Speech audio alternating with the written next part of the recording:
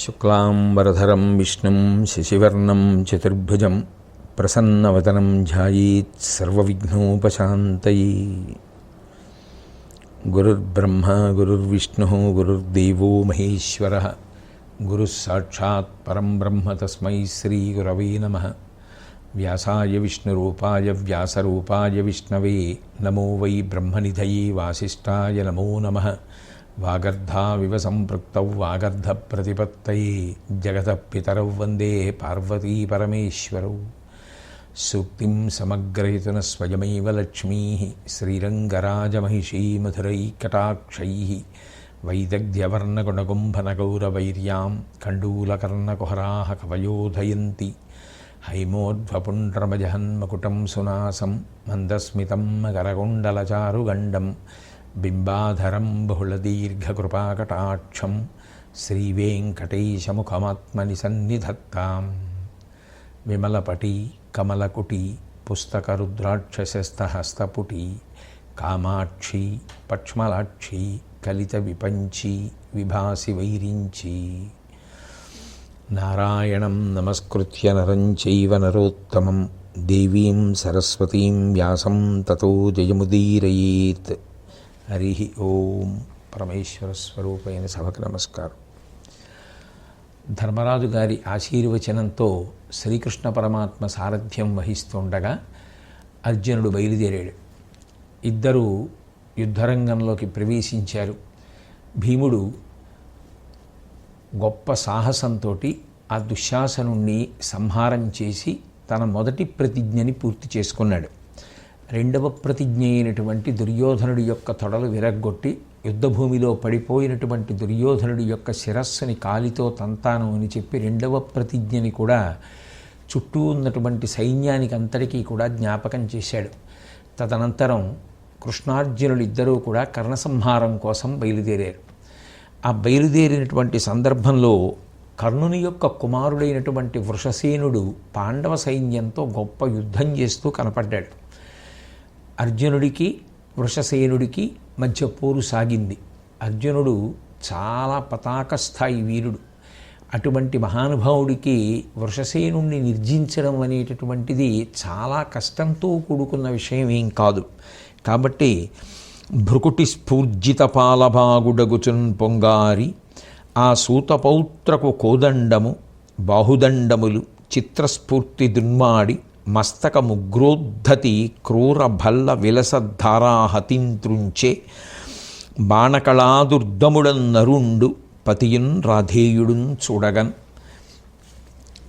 ఆ అర్జునుడు ఆ వృషసేనుడితో యుద్ధం చేస్తున్నటువంటి సందర్భంలో కనుబొమలు రెండూ ముడివేసి ఆ వీరత్వాన్ని చాటేటటువంటి బుద్ధిని పొందినటువంటి వాడై ఆ కర్ణుని యొక్క కుమారుడి ధనస్సుని విరిచేశాడు. బాగా బలిష్టమైనటువంటి ఆ వృషసేనుని యొక్క రెండు భుజములను తన యొక్క బాణముల చేత ముక్కలు ముక్కలుగా నరికేశాడు. తదనంతరం థలథలమంటున్నటువంటి ఒక బాణాన్ని ప్రయోగించి ఆ వృషసేనుడి యొక్క కంఠాన్ని ఉత్తరించాడు. ఒక భయంకరమైనటువంటి యుద్ధం జరిగే ముందు కుమారుడు కళ్ళ ముందు మరణించడం అనేటటువంటిది కర్ణుడికి నిజంగా గొప్ప దురదృష్టమే. ఉన్నటువంటి శాపములకు తోడు కళ్ళ ముందు కుమారుడు ఆ విధంగా అర్జునుడి చేతిలో పడిపోతే ఎంత కాదన్నా తండ్రి మనస్సే. అది చివుక్కుమంటుంది, చాలా బాధపడుతుంది. అప్పటి వరకు కళ్ళ ముందు తిరిగిన కొడుకు, కష్టపడి పెంచి పెద్ద చేసినటువంటి కుమారుడు కళ్ళ ముందు పడిపోవడం కర్ణుడికి కొంత నీరసం కలిగేటట్టుగా చేస్తుంది. ఆ పైన ఆయన యుద్ధానికి బయలుదేరినప్పుడు ఎంత ఉత్సాహంతో ఉన్నాడో ఆ ఉత్సాహం నిలబడేటటువంటి స్థితిని సారథి అయినటువంటి శల్యుడు కల్పించలేదు. ఆ పైన అర్జునుడికి మాత్రం కర్ణుడి యొక్క కుమారుణ్ణి సంహరించి యుద్ధాన్ని ప్రారంభించడం ఉత్సాహం పెరగడానికి, మరింత ఆ సంతోషంతో స్ఫూర్తితోటి కర్ణుడితో పోరాడడానికి అవకాశాన్ని ఇచ్చింది. బహుశా దైవం అనుకూలించడం అన్న మాటకి అర్థం ఇలాగే పరిణమిస్తుందేమో. వాళ్ళు ఆ అర్జునుడు కర్ణుడు ఒకరికొకరు ఎదురెదురుగుండా యుద్ధాలు పెట్టి యుద్ధాన్ని ప్రారంభించడానికి సిద్ధపడుతున్నారు. ఆ యుద్ధం ఎంత గొప్పది అంటే ఇటు కౌరవ సైన్యం కానీ అటు పాండవ సైన్యం కానీ వాళ్ళు యుద్ధం చేయడాన్ని ఆపేశారు. ఆపేసి ఇంత గొప్ప యుద్ధం మళ్ళీ రమ్మంటేనూ చూద్దామంటేనూ అవకాశం కుదిరేది కాదు. మనం చేసుకునే యుద్ధం ఏముంది, ఎప్పుడైనా చేసుకుంటాం అనుకున్నారో ఏమో. ఏదో ఇద్దరు రాములు యుద్ధం చేస్తే ఎలా ఉంటుందో, సూర్యుడితో యుద్ధం చేస్తే ఎలా ఉంటుందో, రుద్రుడితో యుద్ధం చేస్తే ఎలా ఉంటుందో, అంత గొప్ప యుద్ధం ఆ కర్ణుడికి అర్జునుడికి జరగబోతోంది. కాబట్టి మనం వాళ్ళ ద్వంద్వ యుద్ధాన్ని చూద్దామనేటటువంటి ఉద్దేశ్యంతో వాళ్ళందరూ కూడా నిలబడిపోయారు. అదే సమయంలో ఆకాశంలో దేవతలు, పితృదేవతలు, విద్యాధరులు, ఋషి సమూహాలు, ఇంద్రుడు, బ్రహ్మ, శివుడు మొదలైనటువంటి వారందరూ కూడా వచ్చి నిలబడ్డారు. అంటే వాళ్ళిద్దరి మధ్య జరిగినటువంటి సమరం అంత తేలికైనటువంటి సమరం మాత్రం కాదు. ఇద్దరి మధ్య జరిగినటువంటి సమరం అంత సంకుల సమరం. కర్ణుడు అంత తేలికగా తీసివేయవలసినంత వీరుడు కూడా కాదు. నిస్సందేహంగా చాలా పౌరుష పరాక్రమములు కలిగినటువంటి వీరుడే. ఆయనకి మొదటి నుంచి దురదృష్టం అలా వెంటాడింది. ఆ కారణం చేత అర్జునుడితో ఏ యుద్ధంలోనూ గెలవలేకపోయాడన్నది వేరు విషయం. కానీ దేవతలే వచ్చి ఆకాశంలో నిలబడి యుద్ధం చేస్తున్నారు అంటే అది అర్జునుడితో అంత పౌరుష పరాక్రమములు ఉన్నటువంటి కర్ణుడు చేస్తున్న యుద్ధం కాబట్టి చూశారు. కానీ లేకపోతే ఎందుకు చూస్తారు? అటువంటి సందర్భంలో సృష్టికర్త అయినటువంటి చతుర్ముఖ బ్రహ్మగారు ఆ శివుని వంక చూసి అన్నారు, ఇరువురు అతిరథులు, సమస్ఫురణులు, విక్రాంతిపరులు, శూరులు, వీరొండరువులతో పెనగగా అశ్వరమగు జగము ఉడుపరాదే సమరంబనగా. ఈ కర్ణార్జునులు సామాన్యమైనటువంటి వీరులు కారు. ఇద్దరూ కూడా అతిరథులు, మహావీరులు. దానికి తోడు ఇద్దరూ కూడా ఆ అస్త్రములను ప్రయోగించడంలో ఎక్కడా వెనుకాడేటటువంటి లక్షణం ఉన్నవారు కాదు. అంత గొప్పగా పద్ధతిని అనుసరించి ఎప్పుడు ఏ అస్త్రాన్ని ప్రయోగించవచ్చో సమయ సందర్భములు నెరిగి ప్రయోగించగలిగినటువంటి దక్షత కలిగినటువంటి వారు. విశేషించి ఇద్దరూ కూడా శౌర్యంతో ఒకరిని మించి ఒకరు విక్రమించడానికి పోటీ పడేటటువంటి లక్షణం ఉన్నవారు. ఇటువంటి గొప్ప యోధులు ఒకరితో ఒకరు యుద్ధం చేసుకుంటే ఈ జగత్తంతా నాశనం అయిపోతుంది. కాబట్టి ఈ యుద్ధాన్ని ఆపు చేయకూడదా అని బ్రహ్మగారు శివుడితో అన్నారు. అంటే శివుడు అన్నాడు, ఇద్దరూ కూడా భుజబలము చేత పరాక్రమించడానికి సిద్ధపడుతున్నటువంటి గొప్ప యోధులు. పైగా అది విధి నిర్ణయం. ఇక ఈ యుద్ధం జరగక తప్పదు, జరిగి తీరుతుంది. కాబట్టి నివారించడం అనేటటువంటి మాట పక్కన పెట్టేసేయి అన్నారు. శివకేశవుల యొక్క హృదయం ఎప్పుడూ ఒకటే. లేదా తిక్కనగారి దృష్టిలో అయితే ఒకడే రెండుగా భాషిస్తూ ఉంటాడు, రెండు కలిసి హరిహర స్వరూపంగా ఒకడుగా ప్రకాశిస్తూ ఉంటాడు. కాబట్టి అసలు శ్రీకృష్ణ పరమాత్మ యొక్క అవతార ప్రయోజనమే ధర్మ సంస్థాపన. ఆ పైన నరుడైనటువంటి అర్జునుడు అవతారంగా రావడానికి కారణం ధర్మ సంస్థాపన. వాళ్ళిద్దరూ పాండవపక్షంలో ఉండడానికి కారణం అది ధర్మపక్షం అయినప్పుడు అసలు అవతారం దేని కొరకు వచ్చిందో ఆ ప్రయోజనాన్ని ఇప్పుడు నిలువరించడం కుదరదు. కాబట్టి ఆ కర్ణార్జునుల యొక్క యుద్ధం జరగవలసినదే. కాబట్టి దాన్ని ఆపడం అన్న మాట సందర్భోచితం కాదు అని శివుడు దాన్ని పక్కన పెట్టించేశాడు.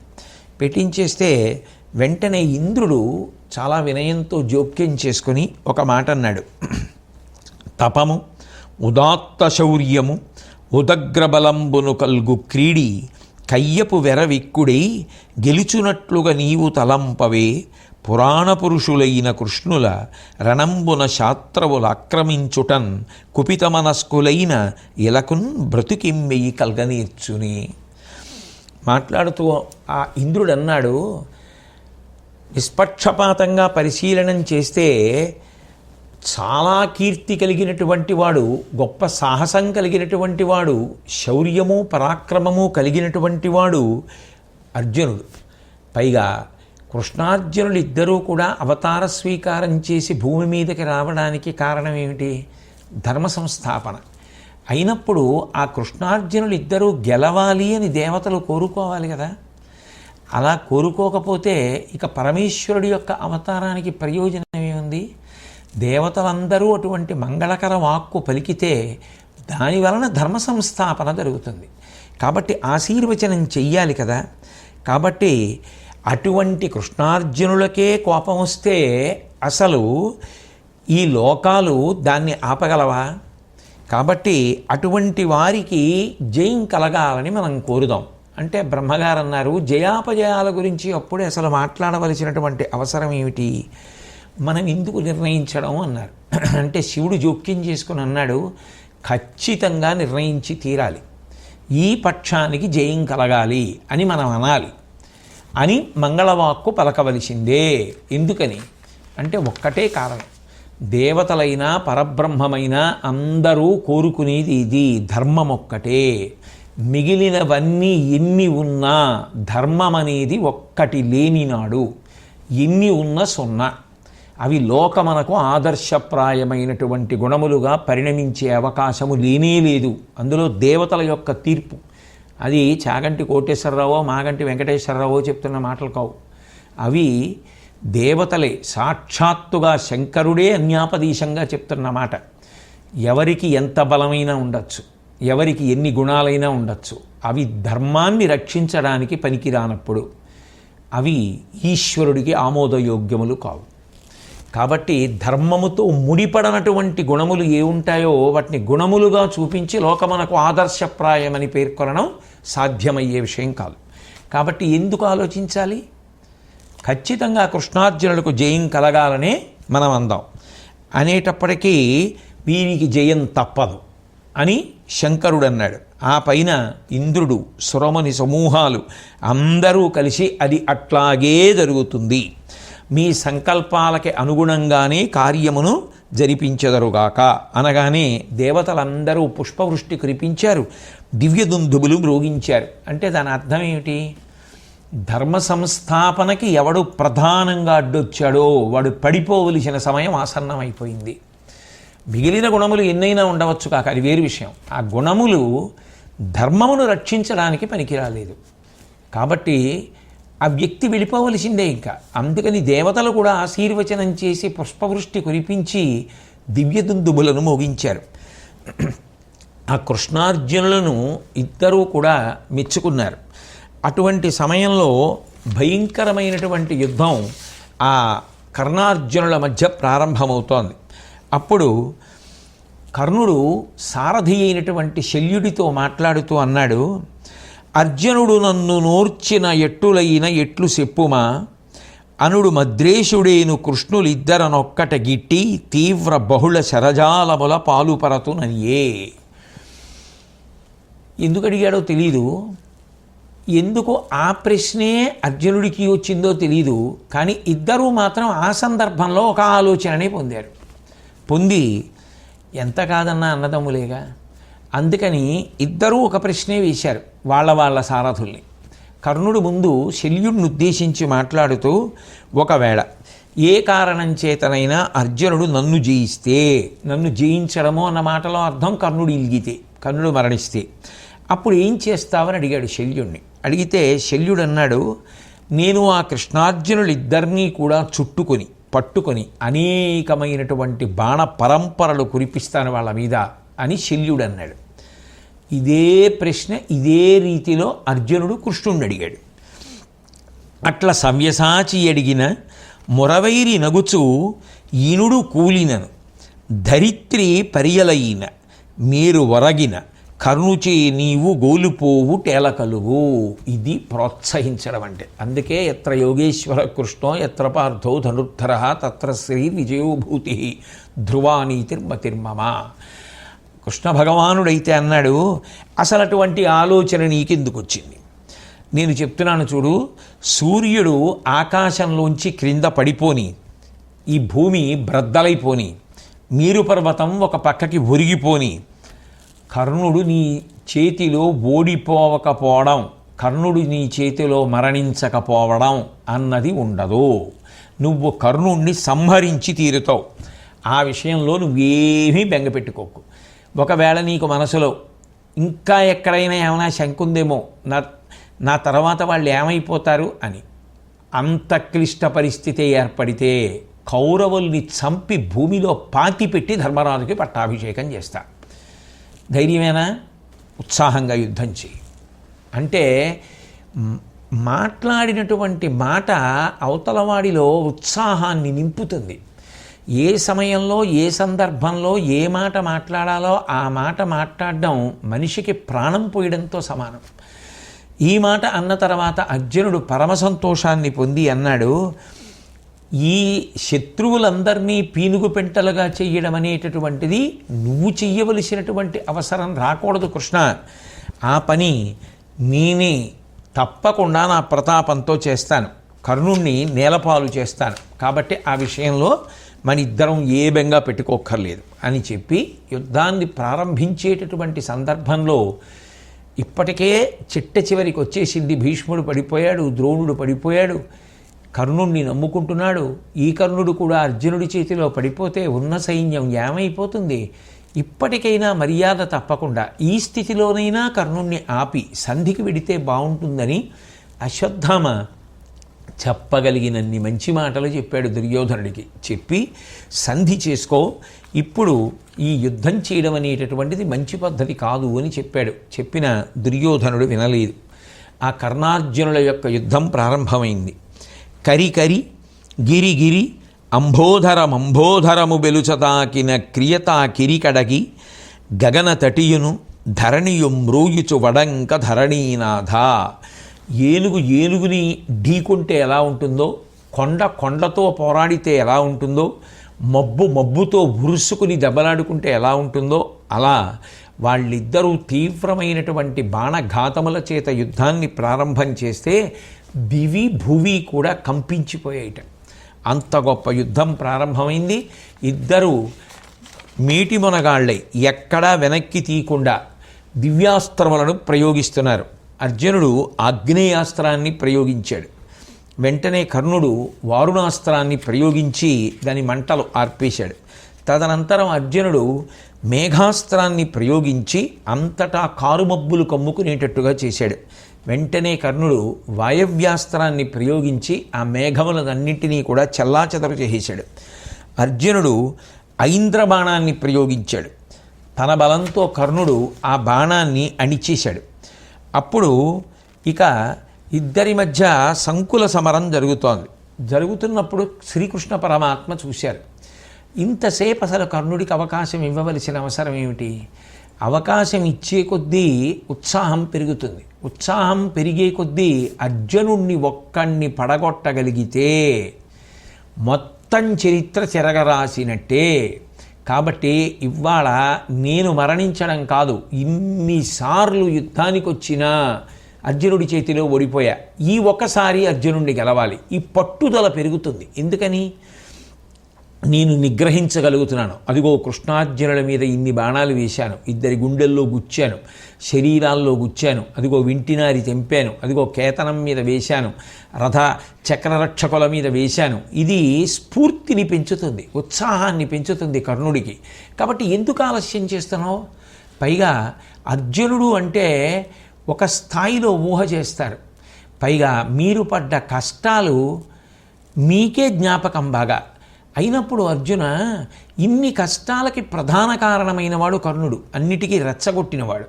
అటువంటి కర్ణుడు ఎదురుపడితే నువ్వు ఇంతసేపు యుద్ధం చేస్తే, ఆయన బాణప్రయోగం చేస్తుంటే నువ్వు దానికి కొంత సంకటపడుతుంటే నీ సైన్యానికి అనుమానం వస్తుంది. అసలు నిజానికి అర్జునుడు కర్ణుడిని గెలవగలడా? కర్ణుడు ఏం సామాన్యమైన వీరుడు కాదు సుమా అన్న అనుమానం వస్తే అది ప్రమాదానికి దారితీస్తుంది. కాబట్టి అట్లా ఉండకూడదు. ఉత్సాహాన్ని పుంజుకోవాలి. సాధ్యమైనంత తొందరగా ముగించేసే ప్రయత్నం చేయాలి. ముగింపు కొరకే వచ్చాం ఇద్దరం, కానీ ముగింపు కొరకు వచ్చిన వాళ్ళం ముగించడానికి ఆలస్యం చేయకూడదు. అది ఏ సందర్భంలో ఏ సమయంలో ఏ మాట ఎంత బాగా చెప్పాలో అంత బాగా చెప్పగలగడం ప్రజ్ఞ. కాబట్టి కృష్ణ పరమాత్మ మాట్లాడుతూ, పుండరీకాక్షుండు గాంధీవితో నీదు దివ్యబాణములు రాధేయు చేత తోలపోవుటయు బల్ తూపుల నా తండుని ఉంచి ఇట్లు పేర్చిన విధంబు ఉత్సాహమెడలి మీ ఉనికియు కని కురుసంతతి ఆర్వ పాంచాల కోటి పిరుసని పోవంగ నిరుంగవో ఎరిగియు తగ చేయునది లేక వెగడుపడితివో చక్రమిచ్చ తనతని మస్తకము దునుమనిన నగుచు కిరీటి బ్రహ్మాస్త్రమధికనిష్టయై నెయ్యనది బహునిష్ఠుర ప్రదీప్త శరమూర్తి కర్ణుని దశకు నడరే. ఆ కృష్ణ పరమాత్మ అర్జునుడితో మాట్లాడుతూ దేవదత్తాలైనటువంటి బాణాలు కర్ణుడికి పనికి రాకుండా పోవడమే కాకుండా అతడు భిన్నమైనటువంటి బాణములను ప్రయోగించి నిన్ను బాధపెడుతుంటే నువ్వు తగినంత ఉత్సాహాన్ని విజృంభణాన్ని చూపించకపోతే పాండవ సైన్యానికి అనుమానం వస్తుంది. అనుమానం వస్తే వాళ్ళు యుద్ధభూమిని వదిలిపెట్టి వెళ్ళిపోతారు. అదే సమయంలో కర్ణుడు ధాటిగా యుద్ధం చేస్తున్నాడని కౌరవ సైన్యం పుంజుకుంటుంది. వాళ్ళ సంతోషం ఎక్కువైపోతే వాళ్ళ అరుపులు, వాళ్ళ కేకలు, వాళ్ళ ప్రోత్సాహం ఇది కర్ణుణ్ణి రెచ్చగొట్టేటట్టు చేస్తుంది. పరిస్థితులు నువ్వు నీరు కారిపోయేటట్టు చేస్తాయి. కాబట్టి యుద్ధం చెయ్యడం ఒకటే కాదు, పరిస్థితులను ఆనుకూల్యతతో ఉండేటట్టు చూసుకోవడం కూడా నీ కర్తవ్యం. కాబట్టి ఆ పరిస్థితి ఎందుకు తెచ్చుకుంటున్నావు? నీ దగ్గర ఉన్న దివ్యాస్త్రాలు పనికి రావట్లేదు అనుకుంటే చెప్పు, నా సుదర్శన చక్రం ఇస్తాను, ఆ సుదర్శన చక్రంతో చంపుతావా కర్ణుణ్ణి? పోనీ అలా చంపు అనేటప్పటికీ అర్జునుడికి జ్ఞాపకానికి వచ్చింది. ఓ, నేను చెయ్యవలసినటువంటి కర్తవ్యాన్ని కృష్ణ పరమాత్మ బోధ చేశారు. మనిషి ఒక్కొక్కసారి తడబడతాడు జీవితంలో, కానీ ఒకరు దిద్దడానికి ప్రయత్నం చేసినప్పుడు మాట వినడం ఉన్నదే, అది చాలా గొప్ప విషయం. తడబడని వాడెవడు జీవితంలో? తడబడకుండా నేను ఎప్పుడూ ఉంచుకునే ఉన్నాను అనగలిగిన వాడు లోకంలో ఉంటే వాడు ఎవరికీ ఆదర్శము కాడు. ఎందుకు కాడు అంటే వాడు కారణజన్ముడు. తడబడినవాడెవడో, తడబడి దిద్దుకున్నవాడెవడో వాడు మాత్రమే ఇతరులకు ఆదర్శప్రాయుడు. ఎందుకని? అలా మనం కూడా దిద్దుకోవాలి అని చెప్పచ్చు. ఆయన జీవితంలో ఎప్పుడూ తడబడలేదండి, అలా అందరికీ సాధ్యం కాదండి, ఎవరూ ఆదర్శంగా తీసుకోరు. అర్జునుడు తడబడ్డాడు అంతకుముందే. ఎందుకని? ధర్మరాజు గారు ఏదో అన్నారని నాకు ప్రతిజ్ఞ ఉంది, చంపేస్తాను ధర్మరాజుని అన్నాడు. అర్జునుడు ఓ మాట, ఆ కృష్ణ పరమాత్మ ఓ మాట చెప్పారు, విన్నాడు. విని ధర్మరాజు గారిని నింద చేశాడు. నింద చేసినవాడు ఎంత ఆర్ద్రత ప్రేమ కలిగినవాడు. నాకు వీటన్నిటికన్నా అన్నగారిని నింద చేశానన్న బాధ ఎక్కువ, కంఠం కోసేసుకుంటానన్నాడు. అదేమీ నటన కాదు, ఆయన ఆర్తికి ప్రేమకి నిదర్శనం. అయితే నిన్ను పొగుడుకో అన్నాడు. మళ్ళీ కృష్ణుడి మాట విని పొగుడుకున్నాడు. అన్నగారిని సేద తీర్చాలి, నేను ఇవాళ కర్ణుడిని చంపొస్తానని బయలుదేరాడు. తడబాట్లు రాని వాళ్ళు ఎవరుంటారు నాకు చెప్పండి జీవితంలో? ఖచ్చితంగా ఉంటాయి తడబాట్లు. తడబాటు రావడం తప్పు కాదు, దిద్దుకుని ఉంచుకోవడం గొప్ప. దిద్దుకుని ఉంచుకోవడానికి ఉండవలసిన మొదటి లక్షణం ఏమిటి?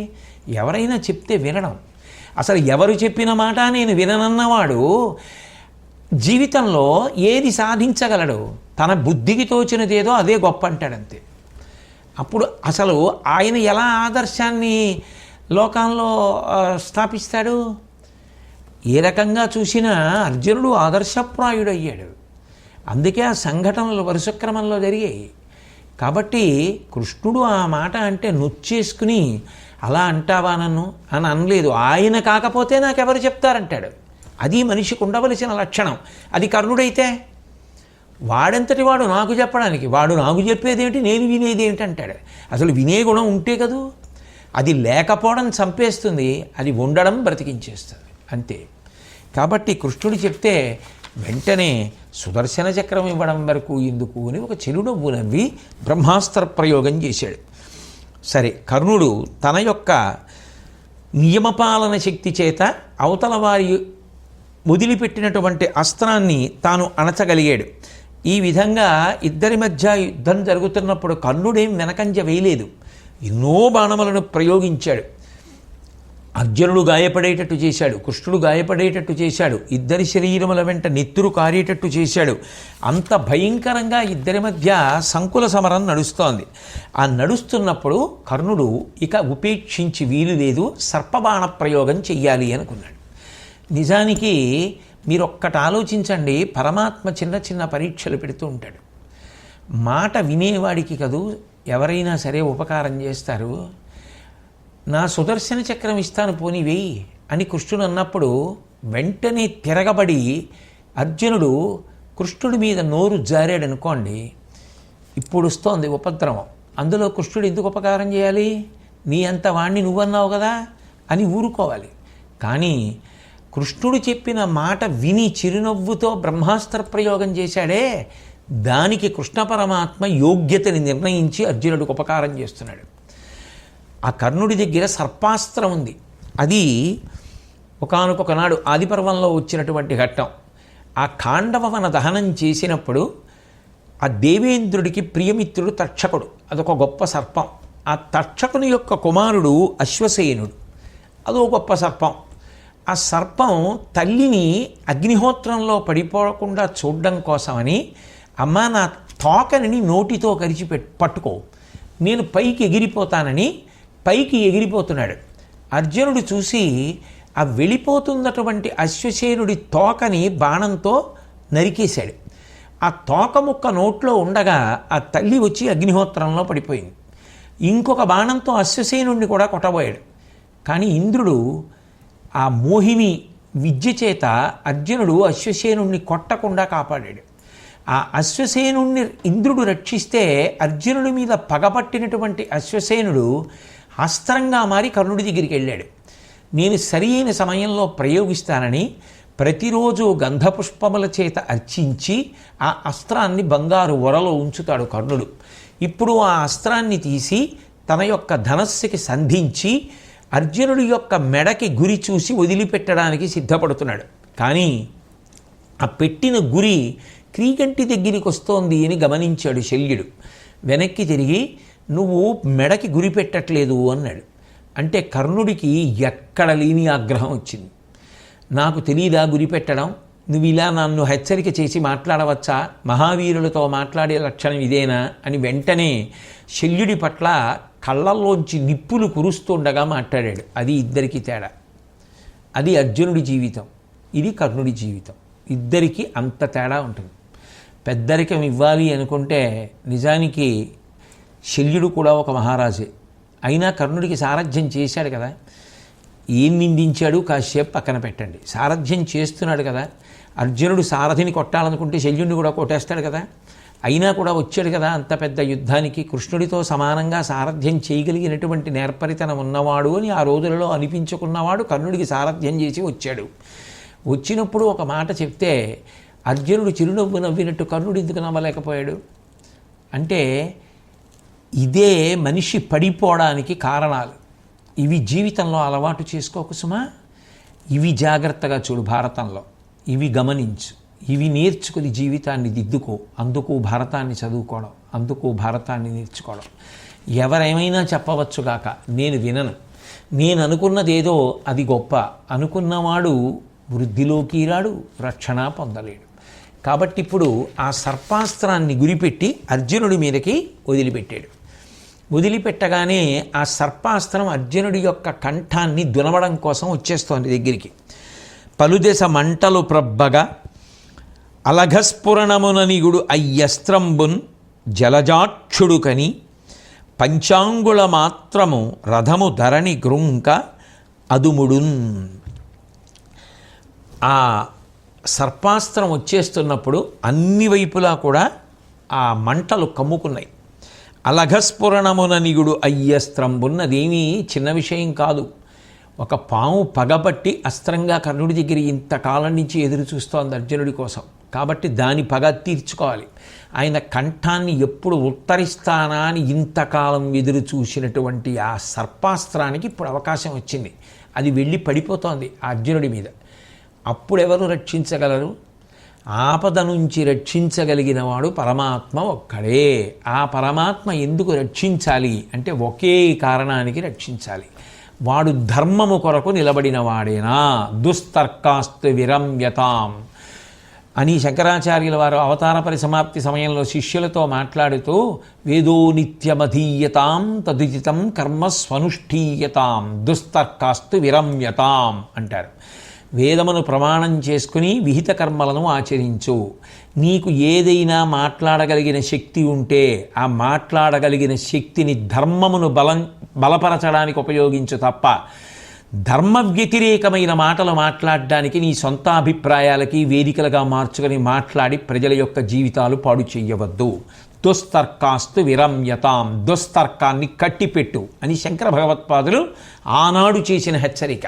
అంటే ఎప్పుడైనా సరే ధర్మము కొరకు మనకున్నది ఏది ఉపయోగపడినా ఈశ్వర రక్షణ ఉంటుంది.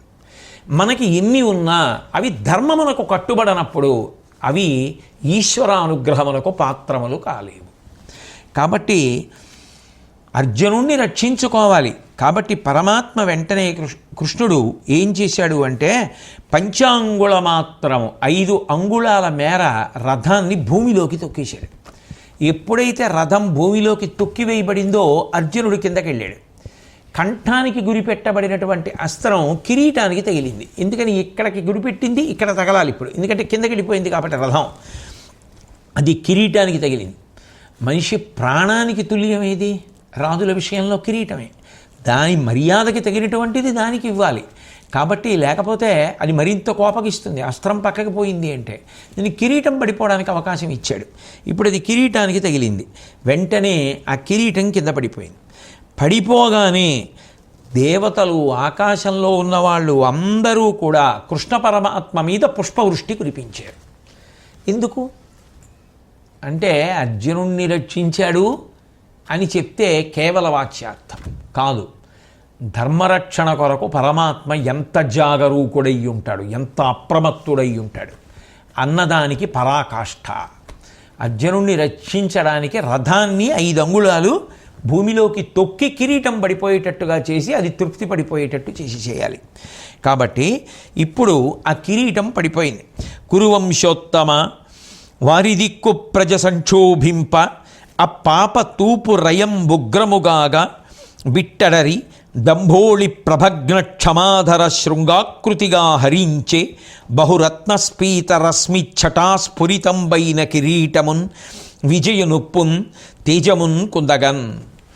ఆ బాణం వచ్చి అర్జునుడి కిరీటానికి తగిలితే ఆ కిరీటం కింద పడిపోతే అనేక రత్నములతో ప్రకాశిస్తున్నటువంటి ఆ కిరీటం మండిపోయి భూమిలో పడిపోయే వరకు ఒప్పుకోకుండా సర్పాస్త్రం ఆ కిరీటాన్ని ఆ విధంగా మురిపిడి పెట్టేస్తే అర్జునుడు మాత్రం ఆ కిరీటం లేకుండా ఉండేటప్పటికట శిఖరం లేనటువంటి ఒక నల్లటి పర్వతం ఎలా ఉంటుందో అలా అర్జునుడు పరమాద్భుతమైనటువంటి రీతిలో కనపడ్డాట. అంటే అప్పుడు కూడా అంత అందంగా ఆయన కనపడ్డాడు.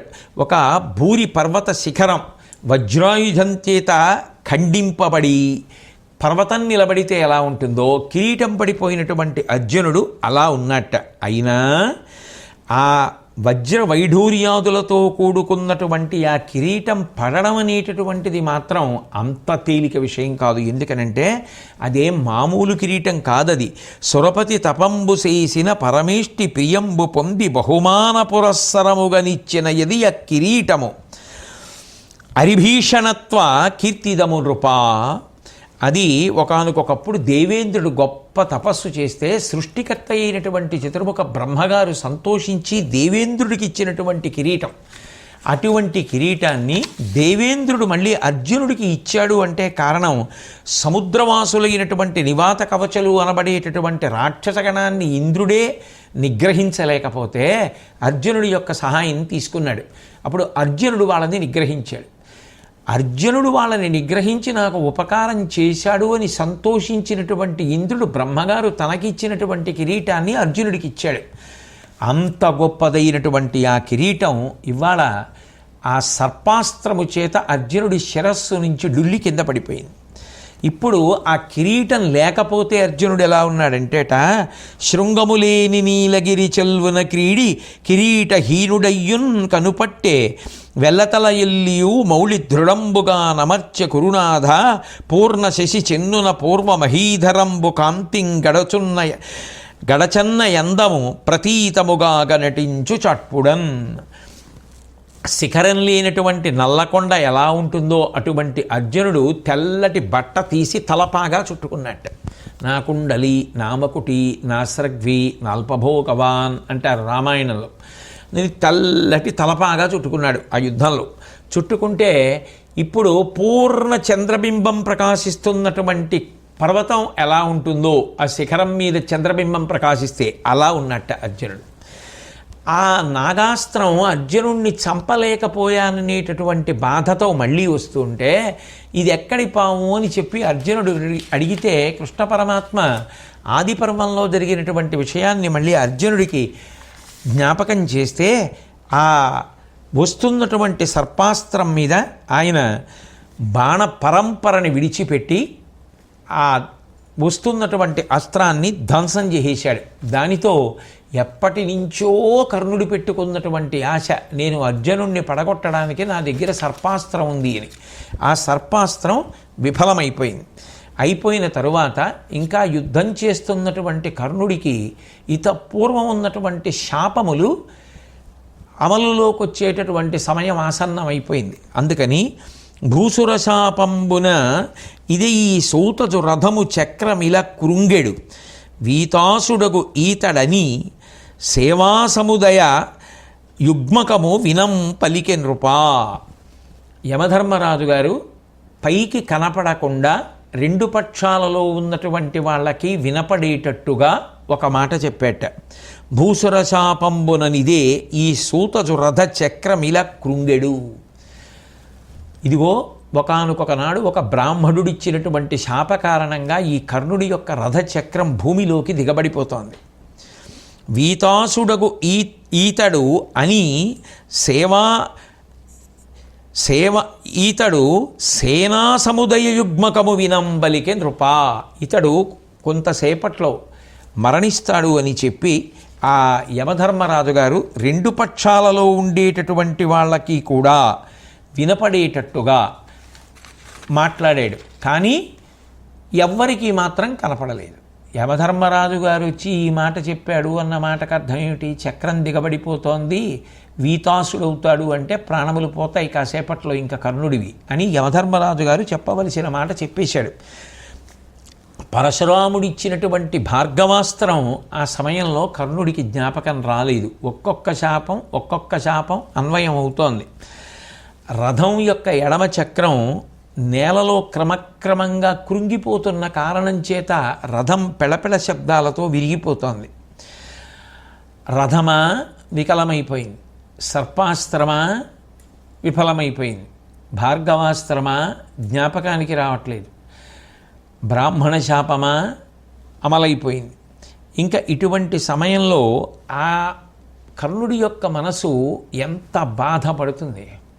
ఇప్పుడు ఆయన చాలా బాధపడి ఆశ్చర్యకరమైనటువంటి ఒక మాట మాట్లాడాడు. ధర్మవాదులు ధర్మతత్వ ప్రధాన చిత్తులకు వారి భూని రక్షించు ధర్మమందురు, అది బొగ్గుగా వించే అతుల ధర్మశీలుడగు నాకు ధర్మవు సెలవు లేదే. అందరూ ఓ మాట చెప్తుండగా నేను విన్నాను. ఎవరైతే ధర్మతత్వ ప్రధాన చిత్తులకు వారి ఏది చేస్తున్నా ఇది ధర్మమేనా, ఇది ధర్మ చట్రంలో ఇముడుతుందా అని ఆలోచన చేస్తుంటారో, ధర్మచట్రంలో ఇముడుతుంది చెయ్యడం, ఇది ధర్మచట్రంలో ఇమడదో, ఎంత సంతోషకరమైన పని అయినా అది ఎంత సుఖాన్నిచ్చినా ధర్మచట్రంలోకి ఇమడదు అన్నదాన్ని ఎవడు వదిలిపెట్టేస్తాడో, అటువంటి బుద్ధి ఎవడికి ఉంటుందో వాడిని ఆ ధర్మమే రక్షిస్తుంది అని అంటారు. అటువంటి ధర్మము నన్నెందుకు రక్షించట్లేదు అన్నాడు. ఆ ప్రశ్నలోనే జవాబు లేదు. చేసే పని ధర్మచట్రంలో ఇముడుతుందా అని కర్ణుడు ఆలోచించుకొని ఉంటే ఇవాళ ఈ పరిస్థితి ఎందుకు వస్తుంది? ఎప్పుడో అర్జునుడితో కురుక్షేత్ర సంగ్రామ భూమి యందు రావలసినటువంటి యుద్ధంలో కర్ణుడు నిలబడి అర్జునుణ్ణి గెలవకూడదని విధి ఆయన మరణించడానికి కావలసినటువంటి సమస్త సంభారములను ఎందుకు వండి సిద్ధం చేసేసింది కాలంలో ముందే? ధర్మాన్ని వదిలిపెట్టడం వల్ల. కానీ పైకి మాత్రం ధర్మాన్ని నన్నెందుకు రక్షించట్లేదు పట్టుకున్నా అంటే అది నోటితో చెప్పిన మాట అవుతుందేమో, కానీ ఆచరించిన ధర్మం ఎలా అవుతుంది? కాబట్టి ఆ కోపోద్రేకంలో ఆ కర్ణుడు ఆ స్థితిలో కూడా బ్రహ్మాస్త్ర ప్రయోగం చేశాడు. అర్జునుడు ఐంద్రాస్త్ర ప్రయోగం చేశాడు. ఒకటి మాత్రం నిస్సందేహంగా గొప్ప విషయం, అటువంటి స్థితిలో, అంత కష్టంలో, అంత విచలితమైపోయినటువంటి మనసుతో ఉన్నవాడు కూడా అంత బాణ పరంపర ప్రయోగించి కృష్ణార్జునుల్ని ఎదుర్కొని కష్టపెట్టడం అంటే చిన్న విషయం కాదు.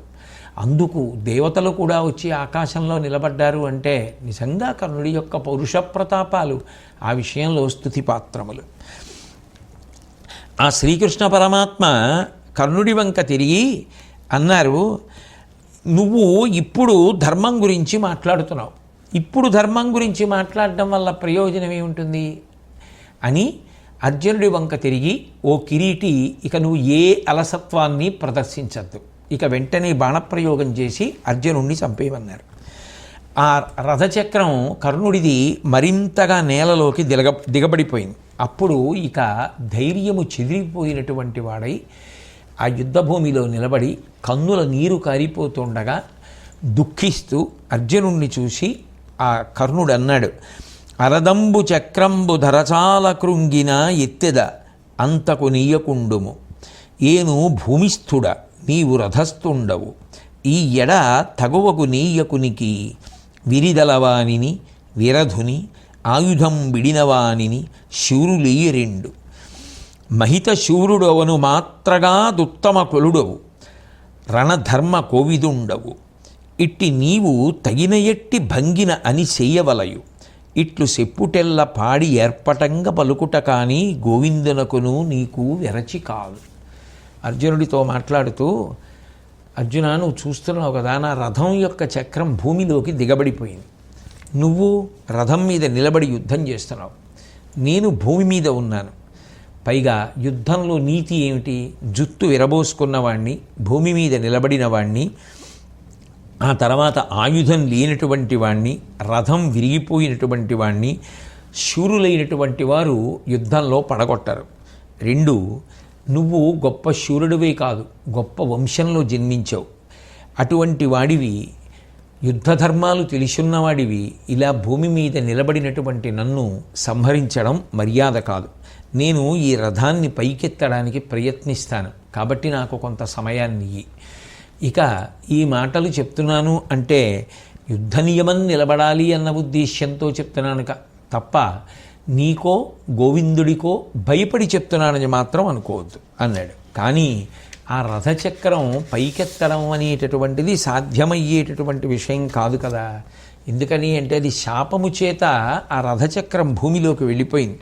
వెంటనే కృష్ణ పరమాత్మ కర్ణుడి వంక తిరిగి, ఏమీ తగవును ధర్మము నీ మనమున నీడు పుట్టెనే, గర్వమును ఉద్దామ దురభిమానము నేలా మరచితి కర్ణ ఆ చలం మెటబోయన్. ఏమిటి ఆశ్చర్యం, ఇవాళ నీ మనసులో ధర్మం గురించి ఆలోచన వచ్చింది. ఈ ఆలోచన నీకు ఎప్పుడైనా ఉందా?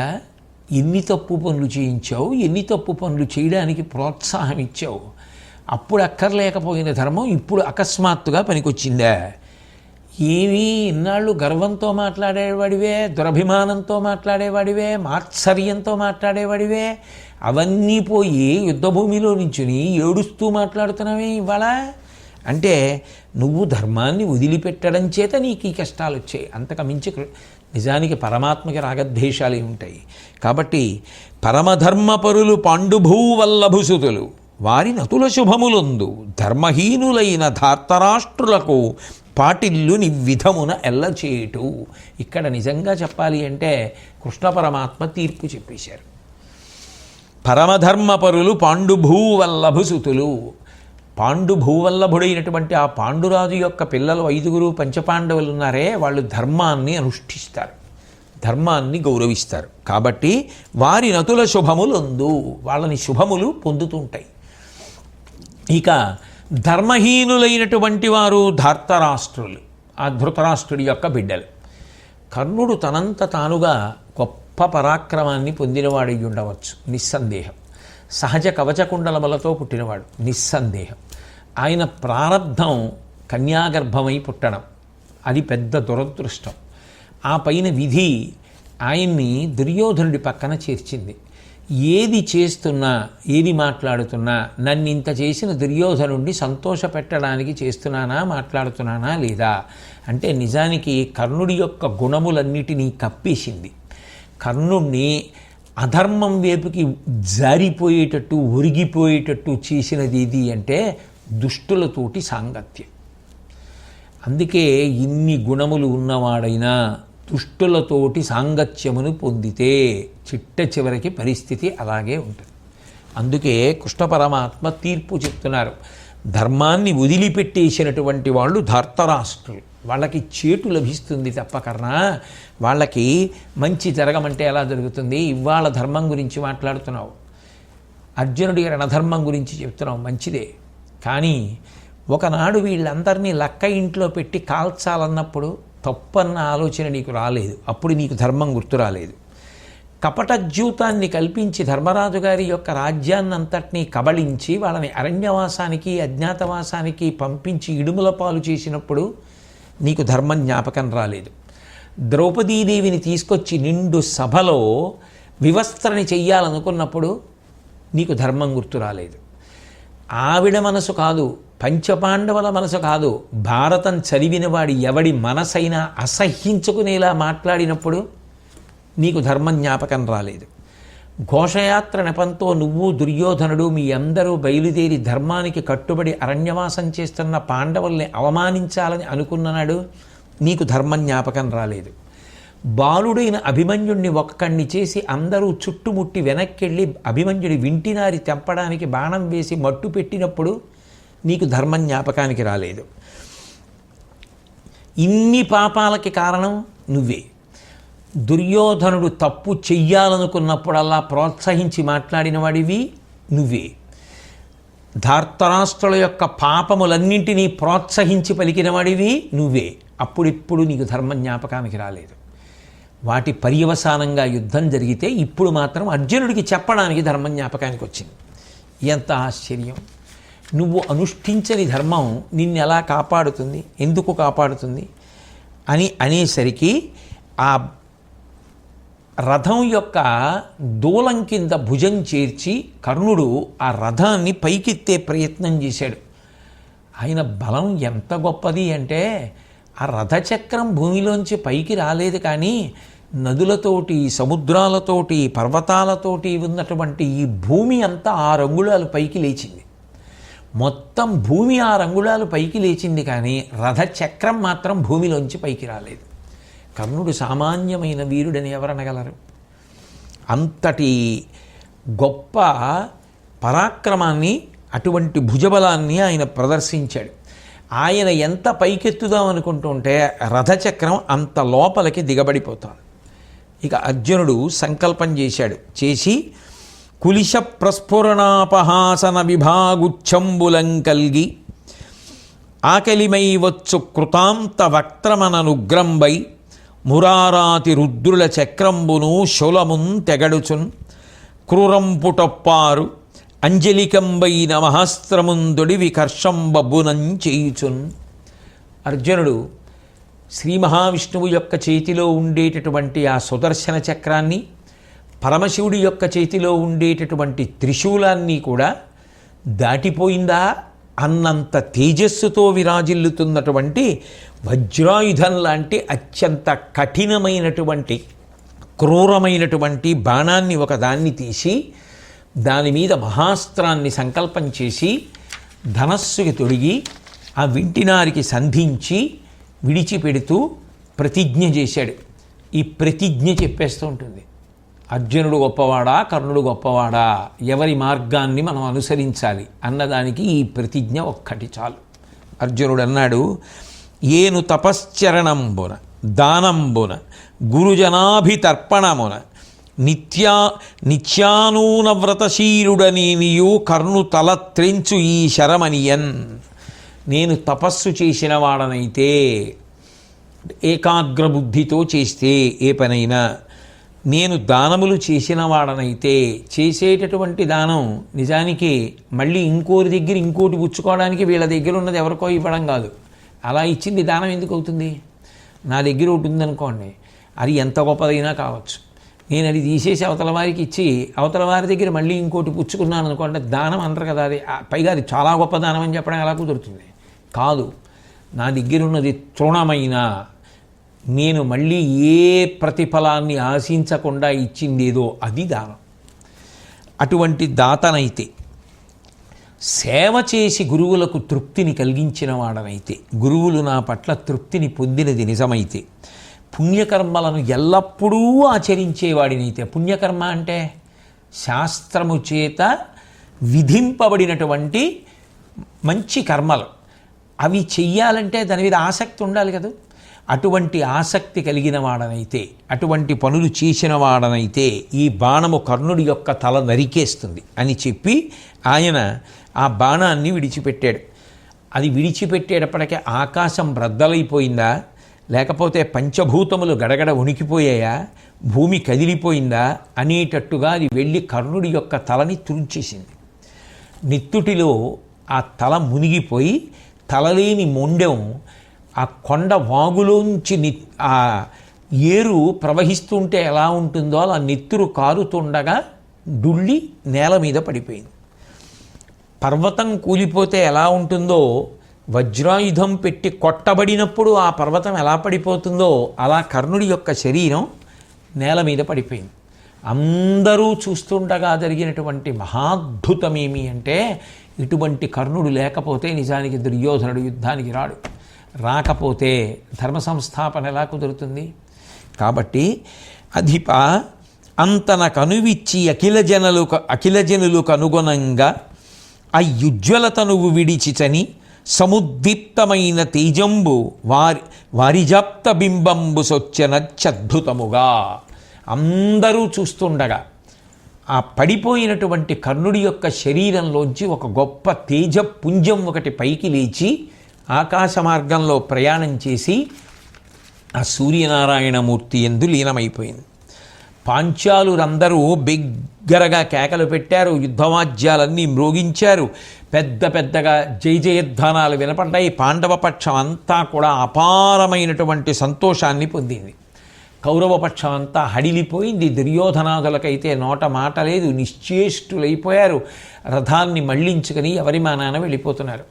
కృతజ్ఞత అన్న మాటకి అర్థం ఏమిటి అంటే, నిడుగేలు బలుతొడలు వెడదై ఉరమునై రణామనిన్ కర్ణునొడల్ పడియున్నగని విషాదంబడరి తొలగోమాట్కి గ్రుంకే అర్కుండంతన్. ఆ కర్ణుడు మహానుభావుడు, దీర్ఘమైనటువంటి బాహువులు, బలిష్టమైనటువంటి తొడలు, విశాలమైనటువంటి వక్షస్థలం. అటువంటి ఆ కర్ణుడు శరీరం విడిచిపెట్టేసి యుద్ధభూమిలో పడిపోయాడు. అందరూ వెళ్ళిపోయారు. అందరూ వెళ్ళిపోతే తొలగుమాట్కి విషాదంబడరి తొలగుమాట్కి క్రుంకె అర్కుండంతన్. సూర్యాస్తమయం అయిందిట. అది చూడలేక సూర్యుడు అస్తమించాడా అన్నట్టుగా ఉందిట. ఏది చూడలేక? తన కుమారుడైనటువంటి కర్ణుడు పడిపోయాడని చూడలేక, బతికున్నంత కాలం అధర్మము అని మనసులో తెలిసున్న దుర్యోధనుడి సంతోషం కోసం దానితో అంటకాగి అన్ని మాటలు అనిపించుకుని యుద్ధభూమిలో నిలబడి ఏడ్చి బతిమాలుకుని అర్జునుడు వేసిన బాణాలకి తట్టుకోలేక కంఠం తెగి పడిపోతే ఒక్కడంటే ఒక్కడు శవం దగ్గరికైనా రాకుండా వెనక్కి తిరిగి వెళ్ళిపోతుంటే, ఆ పరిస్థితిని చూసినటువంటి సూర్యుడు ఇక నేను చూడలేనని అస్తమించాడా? బ్రతికున్నంత కాలం నీ బలాన్ని వాడుకోవడం కోసం ప్రయత్నించడమే తప్ప, నువ్వు పడిపోయిన నాడు అయ్యో కర్ణుడు అని రథం దిగి వచ్చి నీ శరీరం దగ్గర నిలబడి కన్నీరు పెట్టినవాడు ఒక్కడు లేడు. అటువంటి వారి కోసమా ఇంత యుద్ధం చేశావు అని బాధపడి విడిపోయాడు ఆ సూర్యుడు. ఇటువంటి దుష్టులతోడి సాంగత్యము చివరికి జీవితాలు ఎంత ప్రమాదకరంగా ముగిసిపోవడానికి కారణమవుతుందో చూసావా అని లోకమునకు పాఠం చెప్పడం కోసం మౌన సందేశం ఇవ్వడానికి వెళ్ళిపోయాడా అన్నట్టుగా విషాదంబడరి తొలగోమాట్కి క్రుంకె అర్కుండంతన్. సూర్యాస్తమయం అయిపోయింది. నిర్గత ప్రాణురాధేయు నిజకరముల కరుణ పెంపున అంటుట కారణముగా పవన స్నానములరింపబోవునట్టు అపర జలనిధిలోనికి అరిగె వినుడు. ఆ సూర్యభగవానుడి యొక్క కిరణములు కరములు కదూ, కిరణములు అంటే ఆ కాంతిని పట్టుకొచ్చేటటువంటి ఆయన యొక్క తేజ సంబంధమైనవి, అవే కరములు ఆయన చేతులు. ఆ కిరణములు శవం మీద పడ్డాయి కదూ సూర్యాస్తమయం అవ్వకముందు. శవాన్ని ముట్టుకున్నాను కాబట్టి నేను మళ్ళీ పవిత్రుడనవడానికి స్నానం చెయ్యాలి అని సూర్యుడు అనుకున్నాడా అన్నట్టుగా పశ్చిమ సముద్రంలోకి మునిగిపోయాట సూర్యుడు. సూర్యాస్తమయం అయిపోయింది.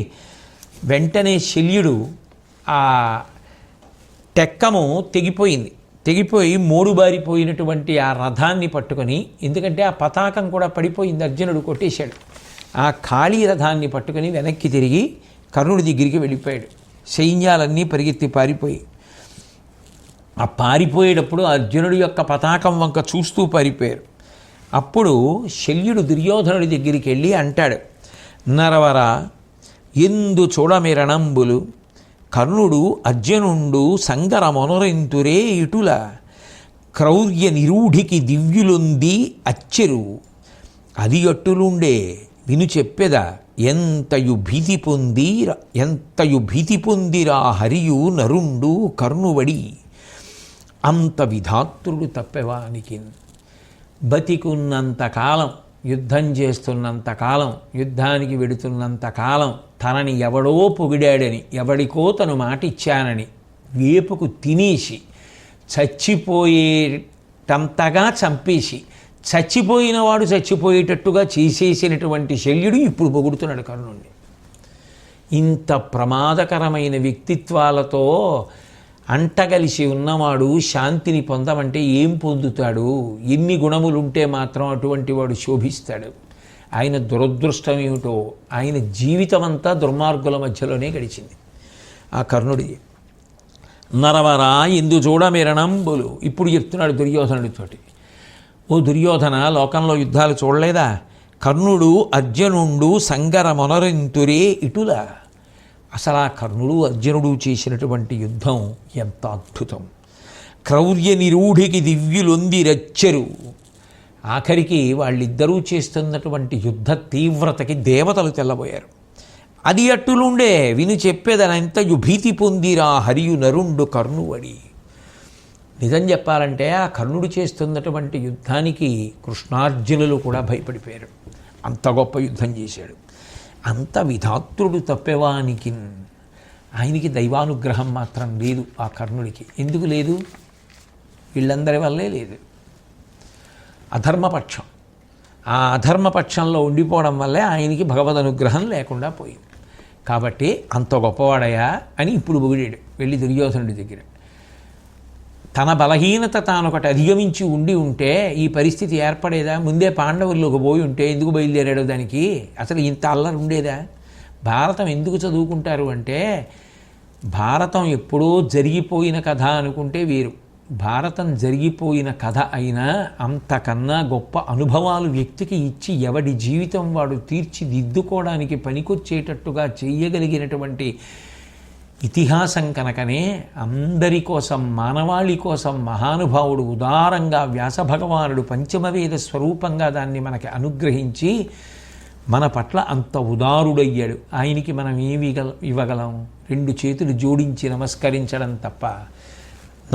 నమోస్తుతే వ్యాస విశాల బుద్ధే పులారవిందాయత పత్రనేత్ర ఏనత్వయా భారతతైలపూర్ణ ప్రజ్వాలితో జ్ఞానమయ ప్రదీప అని ఆ వ్యాస భగవానుడికి నమస్కరించగలం. ఆ తర్వాత కృష్ణార్జునుడు ధర్మరాజు గారి దగ్గరికి వెళ్ళారు. ఆయన పాదములకు నమస్కరించారు. కర్ణుడి యొక్క మరణమాత్మ చెప్పారు. కర్ణుడి యొక్క శవం దగ్గరికి వచ్చి ఆ కంఠం తెగిపోయినటువంటి శరీరాన్ని, ఆయన యొక్క కుమారుల శవాల్ని చూశాడు. ధర్మరాజు గారు సంతోషించాడు. పెద్ద కష్టం తీరిపోయిందన్నాడు. ఇంకా యుద్ధం అకంటకం అన్నాడు. రాజ్యలక్ష్మి ప్రాప్తించినట్టే అన్నాడు అని కృష్ణ పరమాత్మ వంక తిరిగి అనవిని అమ్మురాంతకొనకా నృపుడిట్లను నీవు చక్క చూచిన సులభంబు శోభనము శ్రీధర నీదగు కూర్మికేను భజనమటే నాకు దుష్కరమి శత్రుజయంబు భవత్ప్రసాద జీవనులము మాకు సంపదలు వచ్చు నవశ్యము నింత నమ్ముదున్. హే కృష్ణ భగవన్, మేము ఇటువంటి స్థితిని పొందాము అంటే నీవు కేవలం మా పట్ల చల్లగా చూడడం వల్ల మాత్రమే మాకు ఇటువంటి సంపద, విజయము, శోభనము, శుభము అన్నీ చేకూరాయి.